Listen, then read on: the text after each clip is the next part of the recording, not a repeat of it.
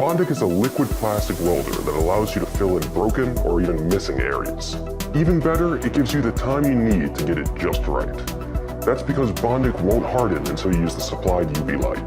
Bondic was created by a German dentist who realized that the adhesives they used for dental work had a lot of other use on. This is something new and unique because you can actually create the part that's missing, the part that's broken that can't be repaired. So you've got two pieces, and one's gone, and you can actually make the piece. Bondic is part of your toolbox, you'll find use after use.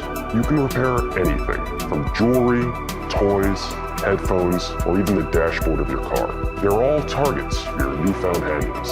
Bondic's strength and durability make it ideal for creative projects too, like crafts, 3D modeling, or even adding a GoPro mount to an ordinary bicycle helmet. Another important feature that sets Bondic apart from other adhesives: after it hardens, it can be sanded, filed, and painted. Bondic is the world's first liquid plastic welder that succeeds where other adhesives fail.